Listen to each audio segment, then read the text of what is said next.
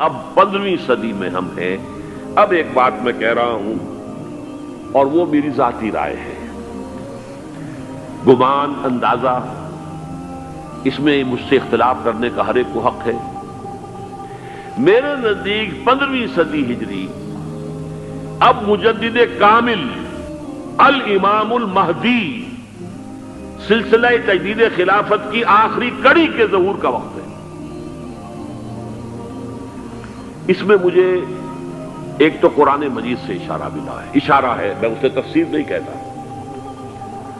میرے نزدیک قرآن مجید میں چند آیتیں سورہ مدثر کی اور چند آیتیں سورہ انشقاق کی بڑی عجیب ہے. سورہ مدثر کی آیات میں حضور کی آمد کا نقشہ کھینچا گیا ہے. کلا والقمر واللیل اذ ادبر والصبح اذا اسفر انہا لإحدی الکبر نذیرا للبشر لمن شاء منکم ان یتقدم او یتأخر. نہیں، قسم ہے چاند کی. کلا والقمر واللیل اذ ادبر، اور رات کی جبکہ وہ پیٹھ موڑ لے جانے لگے اور صبح کی جبکہ وہ روشن ہو جائے. حضور سے پہلے 600 برس ایسے گزرے ہیں دنیا میں کہ نبوت کا سورج نہیں تھا. بس چاند جیسے مستعار روشنی چاند کی ہوتی ہے تو سابقہ انبیاء کی مستعار روشنی تو کوئی دنیا میں تھی، دھندلی دھندلی جیسی چاند کی ہوتی ہے، لیکن وہ سورج نہیں تھا. لیکن اب وہ رات ختم ہو رہی ہے، واللیل اذ ادبر جا رہی ہے. محمد صلی اللہ علیہ وسلم کا سورج، یہ شمس نبوت و رسالت طلوع ہو گیا. والصبح اذا اسفر انہا لإحدی الکبر. بہت بڑی باتوں میں سے ایک بات ہے جو ہوئی ہے، وہ معمولی واقعہ نہیں ہے. احدی الکبر، یہ تاریخ انسانی کے عظیم ترین واقعات میں سے ہے. بے شک محمدی نذیرا للبشر، پوری نوع انسانی کے لیے نذیر بن کر آئے. یہ تو ہے حضور کا معاملہ. لیکن اب جو معاملہ ہونا ہے دوبارہ، اس لیے کہ خلافت علی منہاج النبوت دوبارہ اب قائم ہوگی انشاءاللہ. حضور کے بعد میں آپ کو بتا چکا ہوں، خلافت راشدہ ختم ہونے کے بعد سے زوال زوال زوال زوال زوال زوال زوال زوال زوال، تھوڑا سا 2.5 سال کا 2 سال کا وقفہ آیا ہے حضرت عمر بن عبدالعزیز کا، ورنہ زوال زوال زوال زوال زوال. اگرچہ اس زوال کو 1000 سال لگے ہیں. یہ عمارت جو محمد نے بنائی تھی ایک دن میں نہیں گر گئی صلی اللہ علیہ وسلم. کھنڈر بتا رہے ہیں عمارت عظیم تھی. 1000 سال کے بعد پھر یورپ کے سیلاب نے آ کر اس کو گرایا ہے اور ختم کیا ہے. ورنہ 1000 سال تک سطوت و شوکت کے ساتھ امت مسلمہ تو موجود رہی ہے، چاہے اسلام جو ہے وہ حکومت کی سطح پر موجود نہیں تھا. بہرحال اب جو اس کا دور آیا ہے دوبارہ خلافت علی منہاج النبوہ کا دور، اس کا نقشہ سورہ انشقاق میں کھینچا گیا ہے. فلا اقسم بالشفق. اب دیکھیے سورج غروب ہو گیا. حضور کی بعثت کے وقت وہ سورج رسالت طلوع ہوا تھا، اب وہ سورج غروب ہو چکا ہے. سورج کے غروب ہونے کے بعد صرف روشنی رہ جاتی ہے شفق کی، سرخ سی، بس وہی باقی رہ گئی. اور باقی کیا رہ گیا؟ بدا الاسلام غریبا ویسعود کما بدا فطوبی للغرباء. فلا اقسم بالشفق واللیل وما وسق. رات کی سی تاریکی ہے اور جو کچھ اس نے اپنے اندر جمع کر لیا ہے. والقمر اذا اتسق، اور قسم ہے چاند کی جب کہ وہ بھر جائے. پورا بھرتا ہے کتنے دنوں میں؟ 14 دن میں. اور 14 صدیوں کے بعد اب پہلی صدی کا جس نے کہ تجدید کامل کی عمر بن عبدالعزیز، 14 صدیوں کے بعد اب 15ویں صدی میں الامام المہدی کے ظہور کا وقت قریب ہے. اب جو کچھ مجھے حضرت امام المہدی کے بارے میں کہنا ہے، دوبارہ اپنی بات دہرا رہا ہوں، یہ میرا ذاتی گمان ہے، اختلاف کیا جا سکتا ہے. میرا گمان یہ ہے کہ یہ اب جو مجدد آئیں گے وہ حضرت مہدی ہوں گے. پہلی بات تو یہ جان لیجئے کہ مہدی 2 ہیں، ایک شیعوں کے مہدی، ایک سنیوں کے مہدی. ان میں بڑا فرق ہے. شیعہ حضرات مہدی کو مانتے ہیں، وہ ان کے 12ویں امام ہیں. ان کے عقیدے کے مطابق انہیں پیدا ہونے کے فوراً بعد اس اندیشے سے کہ انہیں قتل کر دیا جائے گا ایک غار میں چھپا دیا گیا تھا. تقریباً 1200 برس سے وہ اس غار کے اندر ہیں، وہ روپوش ہیں، چھپے ہوئے ہیں، اسی لیے انہیں امام غائب کہا جاتا ہے، اور اب ان کا انتظار ہو رہا ہے، اس لیے انہیں امام منتظر بھی کہا جاتا ہے۔ اس لیے شیعوں کے دارالعلوم جو ہوتے ہیں دارالعلوم المنتظر، وہ اس لیے کہ ان کا انتظار کیا جا رہا ہے۔ تو یہ ہے، اب وہ ان کا خیال ہے کہ آخری دور میں، آخری زمانے میں وہ ظاہر ہو جائیں گے، غار سے نکل آئیں گے۔ دیکھیے، میں اس عقیدے کو اس بنا پر رد نہیں کرتا کہ یہ ناممکن ہے کہ کیسے کوئی شخص جو ہے 1200 برس تک کسی غار کے اندر زندہ رہ سکتا ہے، نہیں، میں سمجھتا ہوں ممکن ہے۔ 300 برس تک اصحاب کہف رہے کہ نہیں رہے؟ سوئے رہے۔ 300 ایئرس ہم مانتے ہیں۔ حضرت عیسیٰ اسی حیات عرضی کے ساتھ 2000 سال سے موجود ہیں آسمان پہ کہ نہیں ہے؟ آپ کو معلوم ہے حضرت عزیر 100 برس تک مرنے کے بعد دوبارہ زندہ کر دیے گئے۔ فَأَمَاتَهُ اللَّهُ مِئَةَ عَامٍ ثُمَّ بَعَثَهُ۔ تو ناممکنات میں سے کوئی سوال پیدا نہیں ہوتا، لیکن یہ کہ آیا کوئی امامت معصومہ کا تصور قرآن اور حدیث سے ہمیں ملتا ہے؟ پھر یہ کیا یہ موروثی امامت کہ حضرت علی کی نسل جو حضرت فاطمہ سے چلی ہے اسی میں یہ امامت ہوگی؟ اس کے لیے ہمارے پاس کوئی دلیل نہیں ہے، ہم اس کو تسلیم نہیں کرتے۔ ہم تو سمجھتے ہیں کہ معصومیت ختم ہو گئی محمد الرسول اللہ صلی اللہ علیہ وسلم پر، خاتم المعصومین ہے محمد الرسول اللہ۔ اب ان کے بعد تو اجتہاد ہے اور خلافت ہے، عام معاملات میں اجتہاد ہوگا، نظام خلافت کا ہوگا۔ تو ہمارے نزدیک جو میں جس مہدی کا نام لے رہا ہوں وہ مہدی ہیں جو ایک مجدد ہوں گے، جیسے کہ مجددین کے نام میں نے آپ کو گنوائے ہیں، مجدد الفسانی ہو، شاہ ولی اللہ ہو، سید احمد بریلوی ہو، شیخ الہند ہو، ایک ہوں گے انسان جو پیدا ہوں گے انسانوں کی طرح عام طور پر اپنی عمر کو پختگی کو پہنچیں گے، پھر وہ سامنے آئیں گے منظر پر، پھر وہ کام کریں گے، قیادت کریں گے، عرب میں ان کا ظہور ہوگا۔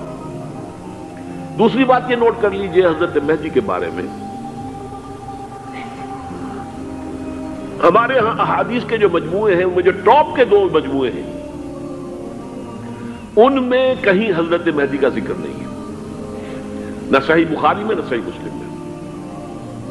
لیکن ہم اسے نظر انداز نہیں کر سکتے کہ صحائح ستہ کی بقیہ 4 کتابوں کے اندر موجود ہیں،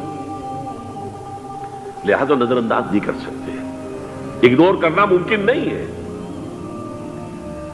اب اس میں میں چاہتا ہوں کہ کچھ حدیثیں آپ کو میں سناؤں جن میں حضرت مہدی کا تذکرہ کیا گیا ہے۔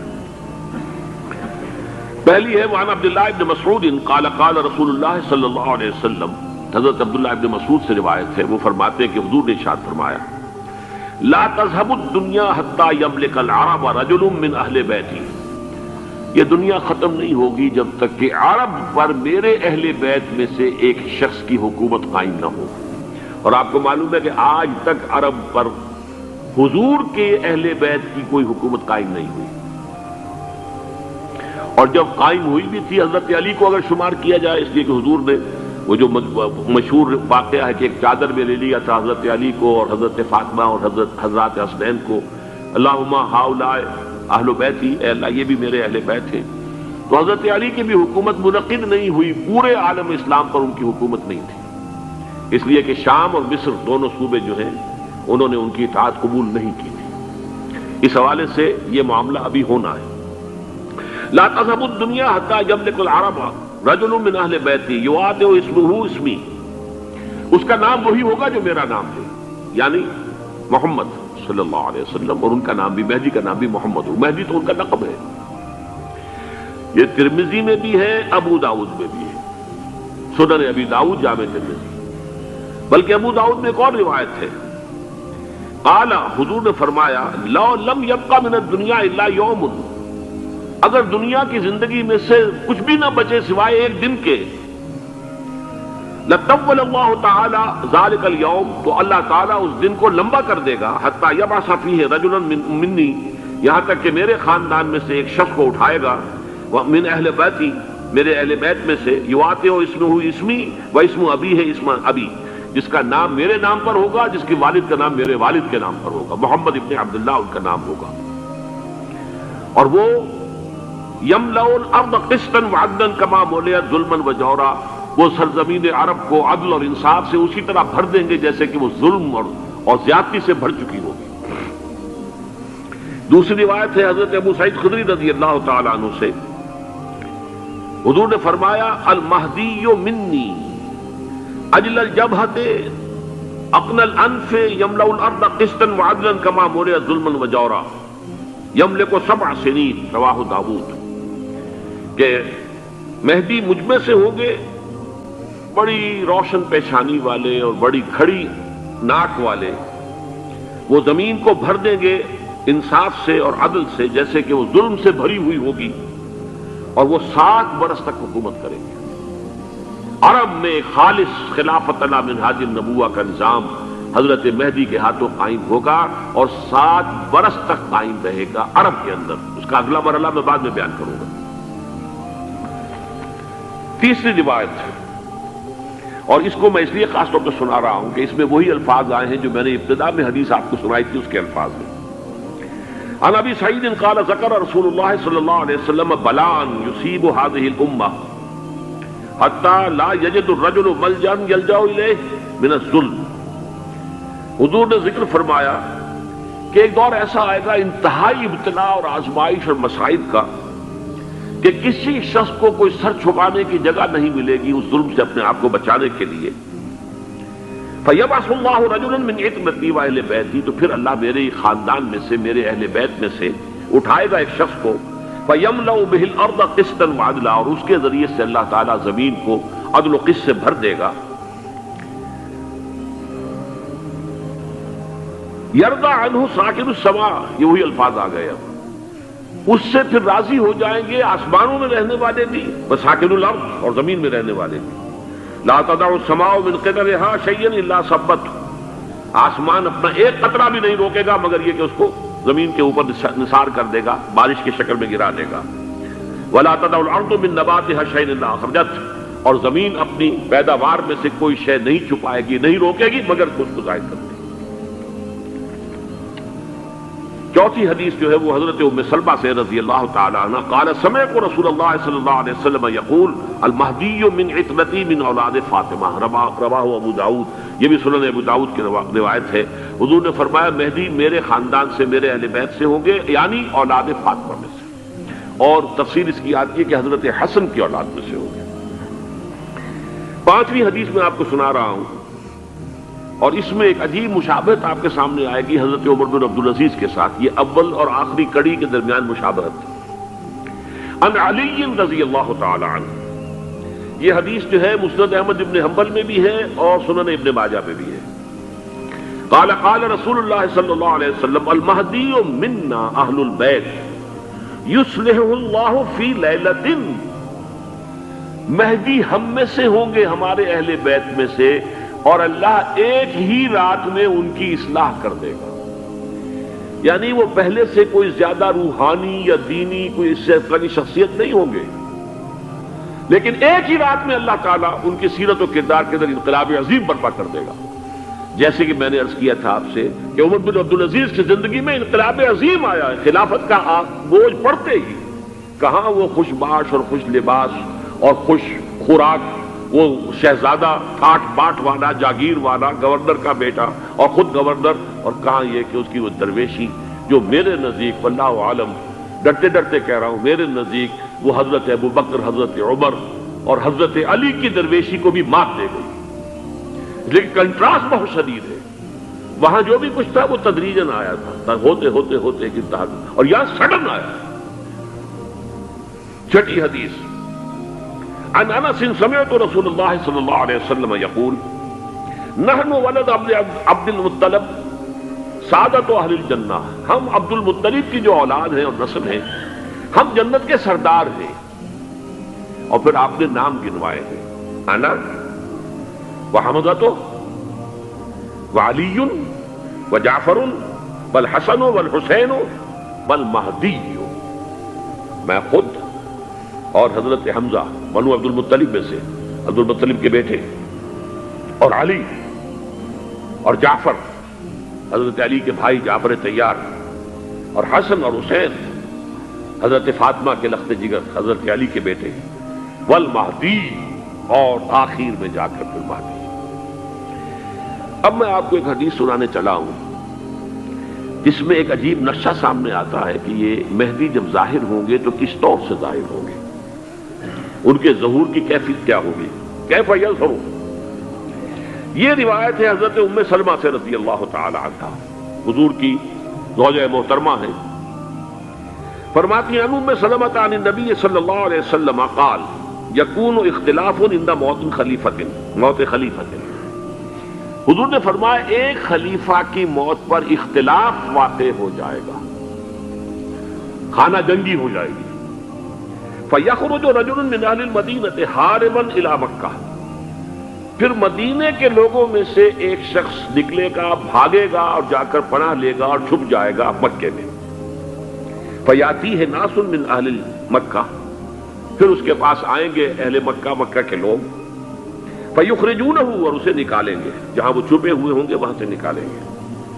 وَهُوَ كَارِهٌ، اور وہ بالکل اس کو پسند نہیں کر رہے ہوں گے، نہ وہ خواہش مند ہوں گے کہ ان کو وہ ہاتھ پر بیعت کی جائے، نہ وہ یہ چاہیں گے کہ وہ میدان میں آئیں اور ان کو جو ہے اپنا لیڈر مانا جائے۔ وَهُوَ كَارِهٌ فَيُبَايِعُونَهُ بَيْنَ الرُّكْنِ وَالْمَقَامِ، لیکن لوگ جو ہے پھر اصرار کے ساتھ ان کے ہاتھ پر بیعت کریں گے رکن اور مقام کے درمیان۔ رکن وہ کونا ہے خانہ کعبہ کا جس میں حجر اسود لگا ہوا ہے، اور مقام ابراہیم جو ہے، ان دونوں کے مابین جو یہ علاقہ ہے یہاں پر وہ بیعت ہوگی۔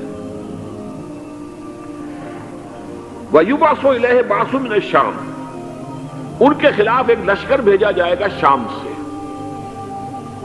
نہیں کہا جا سکتا کہ باسی حکومت اس وقت کی جو ہے اس کی طرف سے کوئی مسئلہ اس طرح کا اٹھ کھڑا ہو، اس لیے کہ ابھی تو بہرحال باسی حکومت وہاں ہے۔ فَيُخْسَفُ بِهِمْ بِالْبَيْضَاءِ بَيْنَ مَكَّةَ وَالْمَدِينَةِ، لیکن اللہ تعالیٰ اس لشکر کو مکے اور مدینے کے درمیان وادی بیضاء میں دھسا دے گا، زمین کے اندر پورے کے پورے لشکر کو۔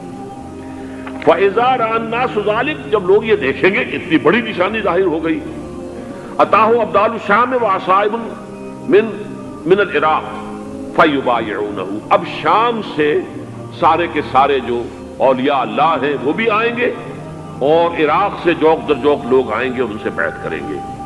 وَيَعْمَلُ فِي النَّاسِ بِسُنَّةِ نَبِيِّهِمْ، پھر وہ عمل کریں گے لوگوں کے مابین، حکومت کریں گے اپنے نبی کی سنت کے مطابق۔ وَيُلْقِي الْإِسْلَامُ بِجَرَانِهِ، اور اسلام اپنی گردن زمین پر ٹکا دے گا۔ وَالْأَرْضَ فِي الْأَرْضِ، زمین میں۔ فَيَلْبَسُ 7 سنین، پھر وہ 70 برس تک حکمران رہیں گے، 7 برس تک حکمران رہیں گے۔ ثم یتوفا، پھر ان کا انتقال ہوگا۔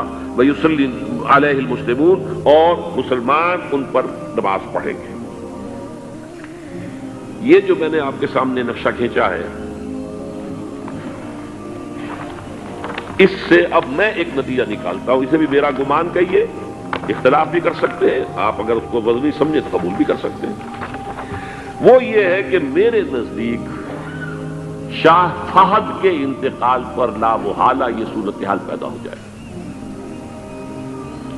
ولی عہد وہاں ہے عبداللہ بن عبدالعزیز، امریکہ کو وہ پسند نہیں کرتے اور امریکہ انہیں پسند نہیں کرتا، یہ بالکل تشتس بام ہے۔ امریکہ نے لازماً جس طریقے سے اپنے پنجے گاڑے ہیں سعودی عرب کے اندر، اپنا فوجی اڈا بنایا ہے، تو آسانی کے ساتھ وہاں سے اپنے پنجے ہٹانے کے لیے تیار نہیں۔ ایک حدیث میں آتا ہے قرن الشیطان، نجد سے شیطان کا سینگ برآمد ہوگا، وہ شیطان کا سینگ ہے، جو میزائل وہاں پر لگے ہوئے ہوں گے اس وقت، در حقیقت وہ سارے کے سارے جو ہیں وہ شیطان کے سینگ ہیں۔ بہرحال کوشش وہ کرے گا کہ جیسے کہ اس نے جارڈن میں کیا، کتنے عرصے سے وہاں شاہ حسین کا چھوٹا بھائی حسن جو ہے وہ ولی عہد تھا، عین وقت کے اوپر آ کر، اور پتہ نہیں کیسی کیسی دوائیاں دے کر اسے لے کر آئے ہیں شاہ حسین کو، مرتے ہوئے کو تھوڑی دیر زندہ رکھنے کے لیے، اور وہ تبدیلی کروا کر جو ہے واپس لے گئے ہیں۔ تو یہ معاملہ ہوا ہے، تبدیلی کروا دی، وہاں تو ہو گئی آرام سے، کوئی بات نہیں۔ بحرین میں بھی غالباً ایسا ہی معاملہ ہوا ہے، واللہ عالم، مجھے یاد پڑتا ہے کہ وہ چاہتے ہیں کہ ہمارا پسند کا آدمی آئے۔ اگر سعودی عرب میں یہ کام کیا گیا تو اس کا لازمی نتیجہ خانہ جنگی ہوگا، اس لیے کہ وہاں کی روایت یہ بڑی سخت ہے، بڑی پختہ ہے۔ پھر یہ کہ وہاں جو ہے امیر عبداللہ جو ہے، جو وہاں پر اگرچہ سپہ سالار وہ نہیں ہے، کمانڈر ان چیف وہ نہیں ہے، کمانڈر ان چیف تو کوئی اور ہے، لیکن الحرس الوطنی جو ہے، نیشنل گارڈز، بہت بڑی فورس ہے وہ، اصل بیڈوین فورس جو ہے صحرا کے لوگوں کی عرب فورس، وہ در حقیقت الحرس الوطنی ہے، نیشنل گارڈ ہے، اور اس کا کمانڈر ان چیف یہ ہے امیر عبداللہ۔ تو لازماً یہ شکل جو ہے پوری ہو کر رہے گی۔ جیسے ہی یہ معاملہ ہوا شاہ فہد کے انتقال کا، تو یہ اختلاف ہوگا، خانہ جنگی ہوگی، پھر کوئی اللہ کا بندہ جو ہوگا۔ میرے نزدیک، میں آج سے کوئی 6-7 سال پہلے سالانہ اجتماع تھا تنظیم اسلامی کا راولپنڈی میں، میں نے اس وقت وہاں کہا تھا، اس سے ذرا اخبارات میں بھی کچھ وہ کنٹروورسی آئی تھی کہ میرے نزدیک امام مہدی پیدا ہو چکے ہیں، ان کے ظہور کا وقت قریب ہے۔ اور اس کی تھوڑی سی بعد میں مجھے معلوم ہوا کہ جین ڈکسن غالباً نام ہے امریکن اس کا، جس نے یہ پیشن کوئی خبر دی تھی کہ 1962 میں عالم عرب میں ایک بچہ پیدا ہوا ہے کہ جو وہاں کا نقشہ بدل کر رکھ دے گا۔ یہ جین ڈکسن کی غالباً پیشن گوئی ہے۔ بہرحال مجھے اس کی پیشن گوئی سے کوئی دلچسپی نہیں ہے، میں تو جو احوال دیکھ رہا ہوں، یعنی اسرائیل کا قائم ہو جانا، اور اس کے بعد اب یروشلم کا مسلمانوں کے ہاتھوں سے نکل جانا، اور اب گویا کہ وہ الملحمۃ العظمیٰ جو ہے تلی کھڑی ہے، کسی بھی وقت جو ہے یہ جو ہے وہ لاوا پھٹ سکتا ہے، آتش فشاں پھٹ سکتا ہے۔ تو یہ تمام حالات ایسے ہیں کہ جن کی وجہ سے میں سمجھتا ہوں کہ ایک تو جو قرآن مجید کے اشارات میں نے آپ کو بتائے، 14 صدیاں 14 دن میں چاند کا پورا ہونا، والقمر اذا اتسق، 14 دن میں 14ویں کا چاند۔ اسی طرح اب یہ 14 صدیوں کے بعد یہ صدی جو 15ویں صدی ہے، یہ در حقیقت ظہور امام مہدی کی صدی ہے۔ لیکن یہ کہ امام مہدی کی حکومت قائم کرنے کے لیے کون لوگ آئیں گے؟ عرب جو ہیں وہ اندر سے کھوکھلے ہو چکے ہیں، عیاشی نے، دولت نے، پیسے نے، دولت، پیسہ، عیاشی، اس کی وجہ سے کھوکھلے ہو چکے ہیں۔ یہاں میں آپ کو 2 حدیثیں سنانا چاہتا ہوں۔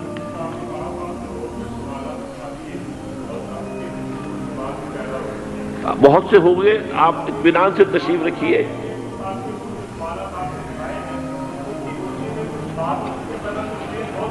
بہت ہوگی، بات ہوگی، آپ اس طرح صبر سے سن لیجئے۔ میں اب تقریباً اپنی گفتگو کے اختتام تک پہنچ رہا ہوں۔ سنن ابن ماجہ کی روایت ہے حضرت ابو ہریرہ سے رضی اللہ تعالی عنہ، قال قال رسول اللہ صلی اللہ علیہ وسلم اذا وقعت الملاحم بعث اللہ بعثا من الموالی هم اکرم العرب فرسا واجودہ سلاحا یوید اللہ بہم الدین، رواہ ابن ماجہ عن ابی ہریرہ رضی اللہ تعالی عنہ۔ جب ملاحم کا دور شروع ہوگا تو اللہ تعالیٰ اٹھائے گا ایک لشکر یا لشکروں پر لشکر، موالی میں سے۔ موالی کون ہے؟ عربوں نے جب فتح کیا تھا اس پورے علاقے کو خلافت راشدہ کے دوران، اور پھر وہ لوگ جو ہے، ایک رائے تو یہ تھی کہ انہیں غلام بنایا جائے سارے آبادیوں کو، لیکن یہ کہ حضرت عمر کا اجتہاد تھا اس کے مطابق جو غلام نہیں بنایا گیا، تو وہ موالی کی حیثیت رکھتے ہیں۔ عربوں میں دم نہیں ہے، موالی میں سے لشکر اٹھیں گے کہ جو در حقیقت حضرت مہدی کی حکومت کو قائم کریں گے۔ دوسری حدیث سنیے، عن عبداللہ ابن الحارث رضی اللہ تعالی عنہ، اور یہ ابن ماجہ کی روایت ہے، قال قال رسول اللہ صلی اللہ علیہ وسلم یخرج ناس من المشرق فیوطئون للمہدی یعنی سلطانی، لشکر نکلیں گے، لوگ آئیں گے مشرق سے، اور وہ حضرت مہدی کی حکومت کو جمائیں گے اور قائم کریں گے۔ اب ذرا نوٹ کیجئے کہ جزیرہ نما عرب کے مشرق میں کون سے ملک ہیں؟ 3، ایران، افغانستان، پاکستان۔ یہ 3 سالڈ مسلم ممالک، مسلم آبادی اکثریت۔ ویسے تو یہ کہ آگے ہندوستان میں 20 کروڑ مسلمان ہیں، لیکن وہ 20 کروڑ جو ہے وہ تو 80 کروڑ کے اندر تحلیل ہو جاتے ہیں غیر مسلموں میں، لیکن یہاں جو معاملہ ہے یہ خالص اکثریت کا۔ ان میں سے ایران کا معاملہ جہاں تک ہے، نمبر 1 یہ کہ وہ شیعہ عقائد کے حصار میں بند ہے، اس سے ادھر ادھر ہونا اس کے لیے ممکن نہیں۔ حدیث میں یہ بھی آتا کہ اصفہان سے 70,000 یہودی دجال کا ساتھ دیں گے۔ لیکن بہرحال خراسان ایک صوبہ ہے افغانستان کا اس وقت بھی شمال مشرقی کونے میں، مجھے امید ہے وہاں سے خیر کی، کیونکہ خراسان کا لفظ وہاں پہ شامل ہے، اور حضور کی حدیث میں بعد میں آپ کو سناؤں گا کہ خراسان سے فوجیں چلیں گی جو یروشلم کو دوبارہ حاصل کریں گی، فتح کریں گی، جیسے پہلے یروشلم کھویا عربوں نے تھا، دوبارہ حاصل کیا تھا کرد نے، کرد خون صلاح الدین ایوبی رحمۃ اللہ علیہ، ایسے اب پھر عربوں نے کھویا ہے، لیکن لینے والے خراسان سے لشکر آئیں گے، یخرج من خراسان رایات سود لا يردها شیء حتی تنصب بإیلیا، خراسان کے علاقے سے کالے علم لے کر لشکر چلیں گے جن کے رخ کو کوئی موڑ نہیں سکے گا جب تک کہ وہ جا کر یروشلم میں نصب نہ ہو جائے۔ اس کے بعد نام آتا ہے پاکستان کا۔ یہ ہے میری اور آپ کی داستان، اور یہ ہے سبب جس کی وجہ سے کہ میں آپ سے یہ گفتگو کر رہا ہوں۔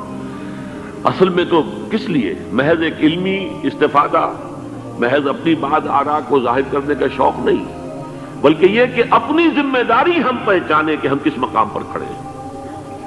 دیکھیے، اس پاکستان کے بارے میں یا ہندوستان کے بارے میں علامہ اقبال نے کہا تھا اپنے ترانہ ملی میں، میر عرب کو آئی ٹھنڈی ہوا جہاں سے، میرا وطن وہی ہے، میرا وطن وہی ہے۔